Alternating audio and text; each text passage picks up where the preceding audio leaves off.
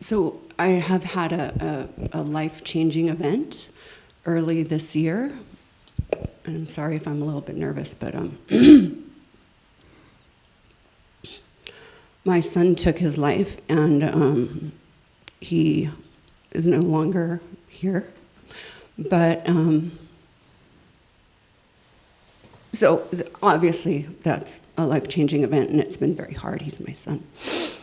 But I am still searching for, number one, am I able to be happy? And that's what I want. I want happiness. I want to, and I listen, and I can appreciate things, but there's still that hole. But also, I want to just say that I have experienced him in a way where I hear him. I sometimes hear my son in my head. And I don't know what that is, but I think it's him. He tells me he's okay. He tells me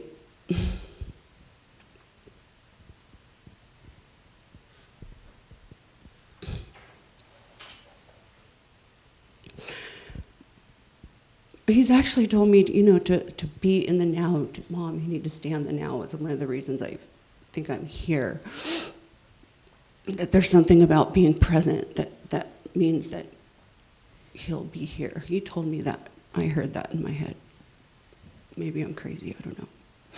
But I guess my question is, if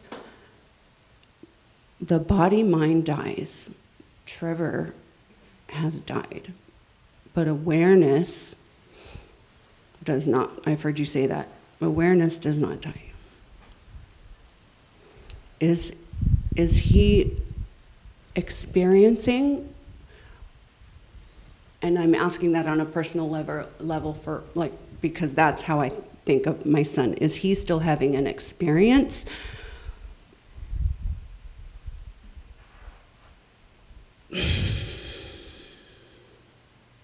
Is that a question?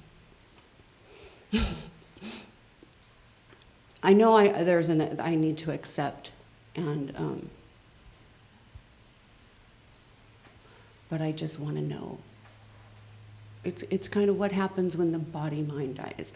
Is Trevor still having an experience? Do we still have an experience? Am I able to feel him? Actually, I think I am able to feel him. I do feel him. I feel him. But I just want to hear it from a non-dual perspective.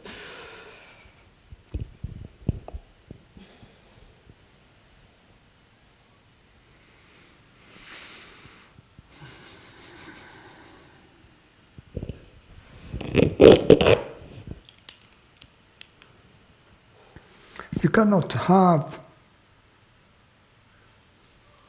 the answer to this question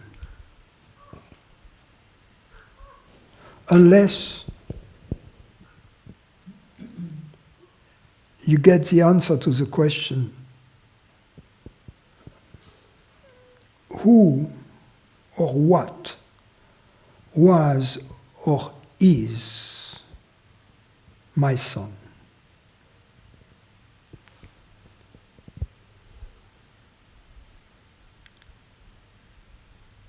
And you cannot have the answer to the question, who or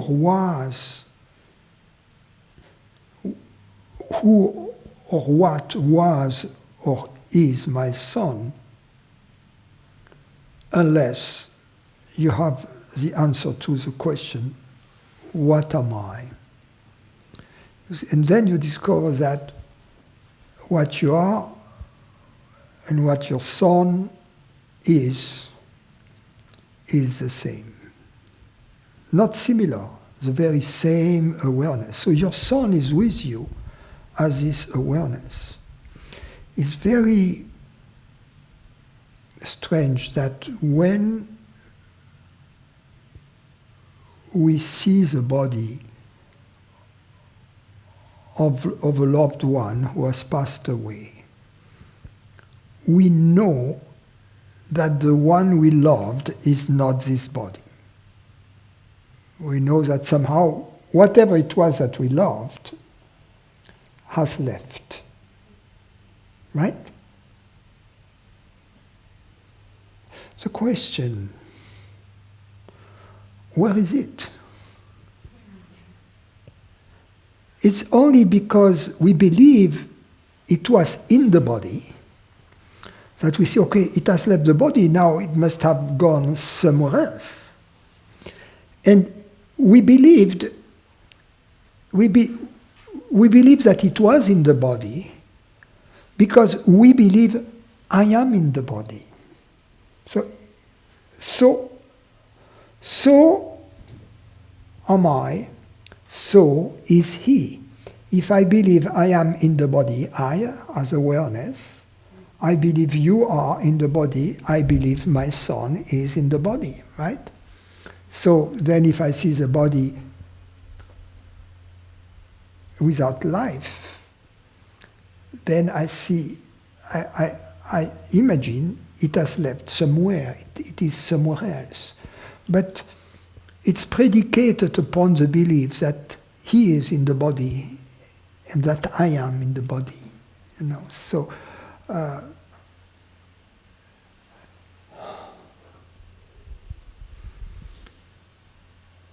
you are awareness, we are awareness, and we are love. And we are beyond time and space. We have always been there. The loved ones, the friends, the people, and the not so friendly people, we are the same, living this adventure, you see. But remember one thing, is that the love, these moments of love we have shared with our parents, our children, they are in eternity. We are there with them. Every time we think of them, we see the face or we hear the voice, but then it takes us to this place which is our real being, and which is also their being, in which we are one. So the rest is just an adventure. What is important also is to understand your innocence, because sometimes when nobody is perfect, nobody is a perfect mother, a perfect father, a perfect son, or a perfect daughter, right? And we think, oh, if I had acted differently, things would have been different. And we feel guilty, you know, and that is not healthy in us. And we have to understand our innocence, and we have to understand the fundamental innocence of all beings. And to understand our innocence, we have to understand that we don't choose our thoughts as a separate person. Our thoughts, they come to us, just like the weather comes to us. You understand that? For instance, in your case, if you could choose your thoughts, you could choose not to have bad thoughts or painful thoughts about your child, right? So, obviously, you cannot choose your thoughts, right? So, if you cannot choose your thoughts right now, it's not something new. It was the same when your child was alive. You couldn't choose your thoughts, really. You were simply under the impression that you were a free agent choosing the decision, choosing the thoughts. And as a result, making bad decisions, right? That you regret now. But, in fact, these decisions, you as a separate person, you didn't make them. They came to you as these unwanted thoughts, like the weather. So you have to understand your innocence in the past, that it was all an act of God, if you will, that it just happened like the weather. We are responsible in the now as this universal consciousness, but we are not guilty of the past. Nobody is guilty. You see, I know we want to be guilty because we want to be a person, and we want our child to be a person, but that's not the way it is. We are not persons, and maybe disappointing, but it's also liberating. It's very liberating. You couldn't have done it differently. You believe now that you could have. You see, it was just the way it was.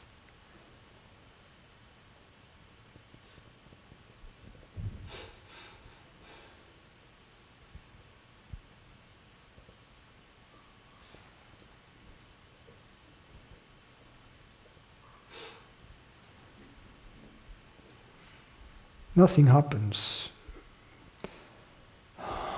by chance. No matter how sad or how tragic it seems to be.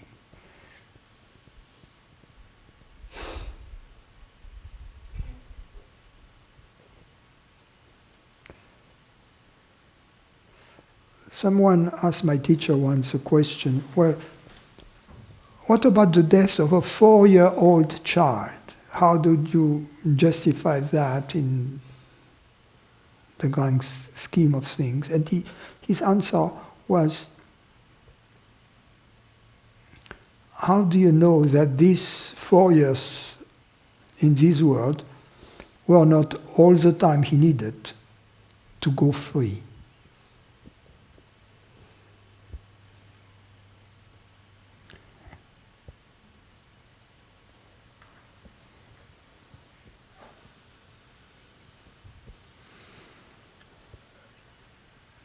The grieving process has two aspects. One which is burning, which is full of regrets, and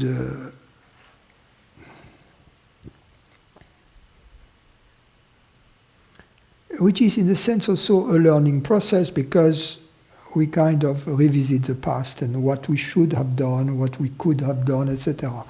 But we should do this process, allow for this process to take place, but in a positive sense. In the sense that, okay, I learned the mistakes, and life is a school, and in my life in the future, yeah, I take that in, I understand, I take that into account. But at the same time, understand your innocence. You see, it's like a child who is learning about life. The child makes mistake, right? And from that, he doesn't make the mistake any longer. But the child is fundamentally innocent. So we are all children of God, if you will. We are all innocent in that sense. We have to recognize our own innocence. It's very important, because the moment we recognize our own innocence, we recognize the innocence in others, of others, right?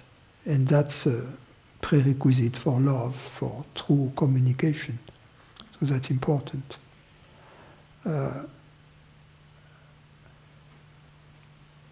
then we grow in maturity, we grow in love, in a sense, by understanding our own mistakes. The other element of grieving is different, because these ones are regrets and it's kind of burning. But the other aspect is a sweet sadness. When I think of my mother or when I think of my father, I have this sweet sadness of these moments we have shared, when of course they were human beings, of course they had their own limitations and made their own mistakes, right? Every parent botches the education of their children, right? I have news for you. welcome to the club. We all did that. So, but nevertheless, also there is love, you see, and the sweet sadness is, this moment of love we have shared that come back to us. But then there is no burning if we have no regrets, if we understand their innocence, our innocence. It was meant to happen. Thank you.